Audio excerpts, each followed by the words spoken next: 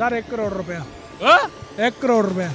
1 करोड़ रुपए ने 2 बकरे। 1 करोड़ रुपया मंगने ते 1 करोड़ रुपए ते रिवो आवे ना आजकल क्या नहीं नहीं कुर्बानी नहीं होनी ना हाजी साहब इन्हें गल समझाओ ना। गला करसा खरियां साहब सच्चियां ते सुचियां। अस्सलाम वालेकुम वीरो प्रो भैनों की हाल है? ठीक हो? अपनी खैरियत दस सटो। सुन्नत इब्राहिमी जड़ा भी बंदा अदा करसी अल्लाह तबारक व तआला के मेरी दुआ है कि अपनी बारगाह च कबूल करे।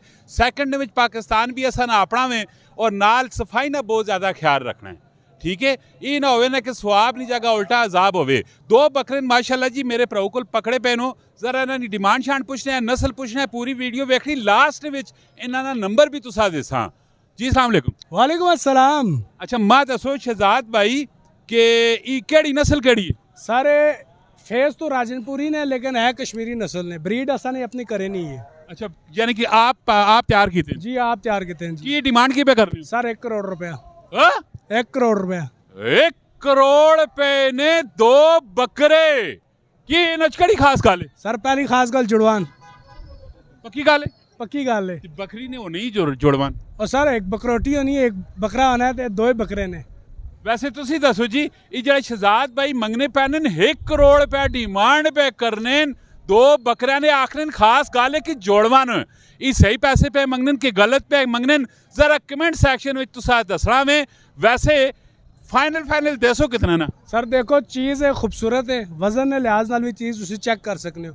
बाकी तो नसीब की गल होनी है, जिसने नसीब ही चोया कोई तुसा जा भरा आया ते 0 इंसास 0 10 लाख चावन सौ 10 लाख भी चाव इंसास बहुत बड़ा और तले आओ तो फिर उस अद्धा कार किंसा और जी। यानी कि नहीं भाई 0 नहीं कितना फिर यानी कि अद्धा करसा 50 चावन 50 चाव इंसा जी। यानी कि करोड़ डिमांड की है ते देसा 50 ने फिर और जरा थोड़े तले आओ सर। और फिर उस तो बाद बह के टेबल टॉक ते गल होसी। और वैसे ही टेबल टॉक च कितना कोई तले आसो? टेबल टॉक ही देखो ये नसीब नहीं गल है। जड़ा बंदा समझना है ना, जिसे सुन्नत इब्राहिमी अदा करनी है, उस पैसा नहीं तकना, उस चीज़ नहीं खूबसूरती तकनी है।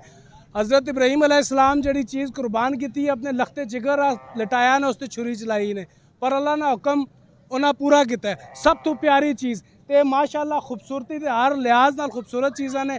तो फिर जड़ा दे सकना इसकी कीमत खूबसूरती लिहाज नाल वो असी मैदान असी उसने इज्जत करसा, उसना तावन करसा उस नाल जी। वैसे तुसी दसो जी ये ਜਿਹੜੇ पैसे पे मंगने 1 करोड़ तो डायरेक्टली 5 लाख च आए नो इन्हां दी की असल वैल्यू होनी चाहिए? ऐसा ना काम है लोगों का मैसेज पैगाम तो साथ कोई डिलीवर करना। बकाया कमेंट सेक्शन में तुसी अपनी राय दो। लाला ये 2 बकरे वैसे कितने होने चाहिए?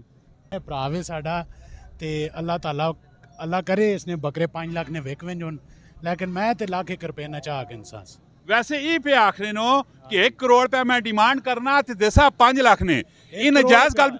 ये आखने डिमांड मेरी है 1 करोड़ रुपया ते देसा 5 लाख रुपए ना। ये 5 लाख रुपया इन्ना बकरा ते चुकाना है? नहीं जी 5 लाख मैं ते आना 1 करोड़ रुपया मंगने ते 1 करोड़ रुपए ते रिवो आवे ना आजकल क्या नहीं रिवो नहीं कुर्बानी नहीं होनी ना हाजी साहब इन्हें गल समझाओ ना जी। रिवो नहीं कुर्बानी नहीं होनी ने। लेकिन 5 लाख भी तो नहीं मिटने। खान लखसो चौधरी लखसो मलक लखसो पर कुर्बानी वास्ते रिवो नहीं होनी। कुर्बानी होवे ना लोग फिर एरोप्लेन नहीं कुर्बानी करन असा हुण कुर्बानी करनी है, सुन्नत इब्राहिमी अदा करनी है, लेकिन ये नहीं है कि हुण 5 लाख इन्हां ना चाह देवां। भरा वे साडा अल्लाह करे इसने विक विंज होन, लेकिन असा नहीं समझा तो बाहर होन। वैसे तुसी क्या आखने जी बकरे तुसी ऑलरेडी स्क्रीन ने उत्ते पे वेखने कमेंट सेक्शन में अपनी तुसा राय देनी है। असा ना काम है लोगों ना मैसेज तुसा तक डिलीवर करना। तुसा ना काम है तले कमेंट सेक्शन में रेट दसना आया कि 5 लाख रुपए ने 2 बकरे हैं। तुसा ने कमेंट ना बेसब्री नाल इंतजार रस। वैसे तुसा ना नंबर की कोई बंदा रब्ता करना चाहे 03335647641